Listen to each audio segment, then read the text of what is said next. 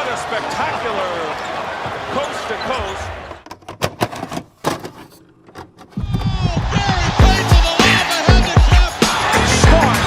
Hey guys, this is Dominique Wilkins. Hey, this is Sean Kemp. This is Gary Payton. Hey, this is Pau Gasol. NBA fans, what's up? This is Vince Carter here. Hey, what's up? This is Matt Barnes. If you're an old school NBA fan like I am, make sure you check out the Basketball Time Machine with my man Sean David. Hey guys, what's good? Welcome back to the Basketball Time Machine. I'm your host, Sean David. Thanks for tuning in. Let's talk some old school NBA basketball. In today's episode, I want to take a look at how good Allen Iverson was in his prime. But before we dive into today's episode, let me ask you guys for a small favor. Please subscribe to the channel and click the notifications bell so you always get a notification once I upload a new video. Alright, enough said. Let's dive right into today's episode.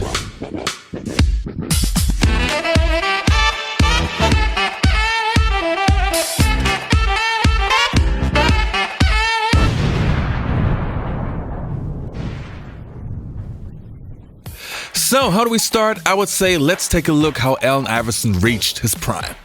When AI was drafted in the legendary 1996 NBA draft, there were many question marks to his name.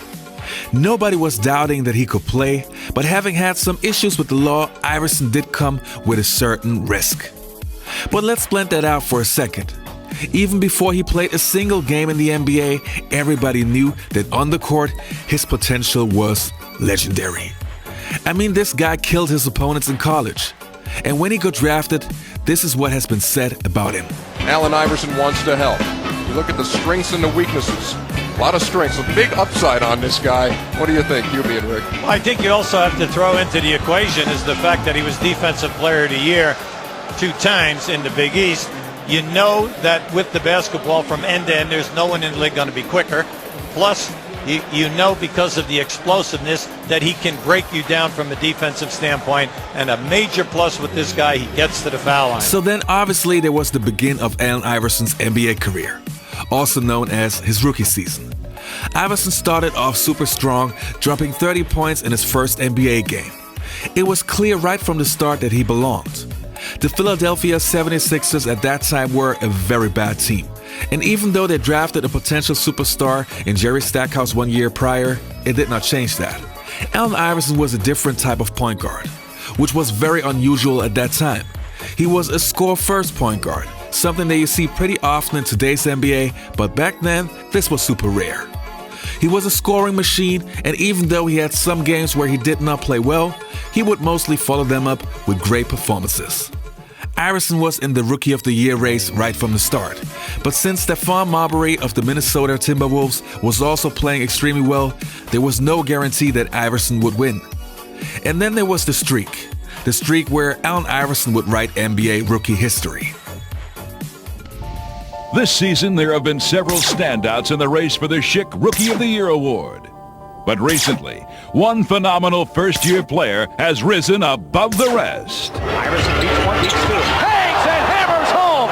Oh, did you see the youngster? Allen Iverson's unforgettable week began in Chicago, where he took his first step towards breaking the NBA record for consecutive 40-point games by a rookie.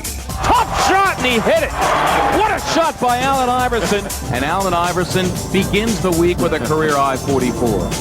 2 days later, the Sixers returned home, where Allen's outburst continued against Atlanta. Iverson, strong to the cup, gets 2 more. On this night, Iverson would soar higher than any hawk. So 2 straight 40 or more for Iverson. You know, like I said, he brings excitement, quickness, and a great offensive threat to the game. And the other teams got to react to that and try to stop him. But the Bucks couldn't stop him either, as he tied his career high with 44 points, as well as the rookie record for consecutive 40-point games. Iverson turns Perry, yes, and a foul. And there it is, Allen Iverson with 40 or more in each of his last 3. Finally, in a loss to Cleveland, Iverson scored a new personal best, 50 points, as he shot his way into the history books. Allen fakes the pass and finishes it off. Iverson for the record, yes, and there it is! Allen Iverson, 4 straight with 40 or more, breaking the Wilt Chamberlain standard that had stood for 37 years. and he ended his 4-game scoring spree with some incredible statistics. Obviously, after the streak, Iverson became the Rookie of the Year. The next couple of years, Iverson worked hard at his game and got better and better. One major change was that Iverson was moved from the point guard to the shooting guard position, which suited his style of play even better. Now he was let loose to score and destroy his opponents. Coach Larry Brown helped Iverson to understand the game and reach the next level. Now Iverson would trust his teammates even more since the 76ers front office surrounded him with a great supporting cast. If we take a look at his numbers, we see that AI really became a monster and was literally unguardable. In the 2001 season, Allen Iverson would take his team to the NBA Finals, where they would fight the heavy favorite Los Angeles Lakers. Nobody believed that the 76ers stood a chance. Still, they won the first game where Iverson dropped 48 points. That year, Iverson was a deserving regular season MVP. If there was one thing you could criticize about Allen Iverson, it has to be his shooting percentage. If we take a closer look at his numbers again, his shooting percentage was never that great. Part of the reason was that the Philadelphia 76ers offensively were a one-man show. AI had to take difficult shots, and everybody in the entire arena knew that it was him who would shoot the next play. Still, if it comes to effort, it doesn't get any better than Allen Iverson at that time. The early 2000s were Iverson's prime. Always in the MVP conversation, always in the who's the best player conversation. If he would have played with a dominant big at that time who could also score, I'm sure he would have won a ring. It was just too much for one player to always carry the load all the time. Now with all the stuff that we just discussed, let's have a look what NBA legends say about how good prime Allen Iverson was. Time to roll, baby. Time to roll. Iverson to the hoop. Yeah! Here's Iverson, shot up and good, and he was fouled. Bring it up for the answer. Another sensational play by Allen Iverson brings this crowd into a frenzy.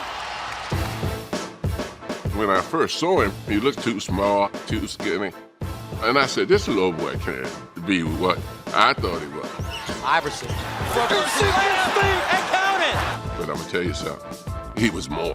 He had such incredible speed and such a quick first step. You are helpless when AI has it going on. To be that quick in his energy. This guy is amazing. Is something that makes him remarkable. What a play by Allen Iverson.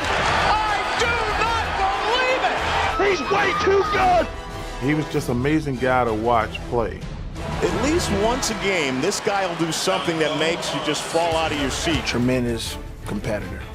He laid his body out there, and he always gave him his all. Oh, my goodness. He'd get knocked down and then continue to play, and we'd look at each other and say nobody could play through a hit like that.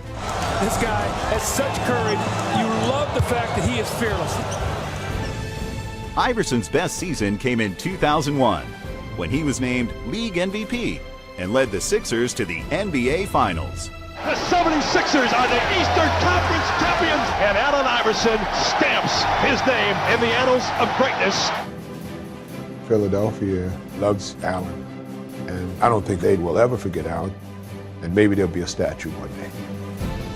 In a 14-year career, Allen Iverson was an 11-time All-Star and a 4-time scoring champion. His career average of almost 27 points per game ranks 7th all-time. The fact that he's so great and so talented and has impacted our game in so many ways. When you talk about the greatest players of all time, he's always going to be one of the guys you mention. You know, the late 1990s and the early 2000s, to me as an NBA fan, were a different time. Gone were the days of a prime Michael Jordan and a prime Hakeem Olajuwon in that generation, and it was a new breed coming into the NBA. And if I have to be honest, Allen Iverson and Kobe Bryant, to me, were the most outstanding players of that era. So how good was prime Allen Iverson? In my opinion, damn good, and definitely one of the best players, not only of his era, but of all time. Anyway, you guys, that was it for today's episode. Don't forget to leave a like, subscribe to the channel, and click the notifications button. And I'll see you next time on the Basketball Time Machine. I was scared to death because I could play defense and all, but I knew I couldn't slide my feet with Allen Iverson, because every night when you looked up at the SportsCenter highlights, he was crossing somebody. He was putting somebody in the mix. And so all I knew was when I switched on him, I was going to give him that Olay defense. I was going to I'm going to let him do his move, and I'm going to let him go. And hopefully I can send him to the baseline, because I was not trying to slide my feet with that guy.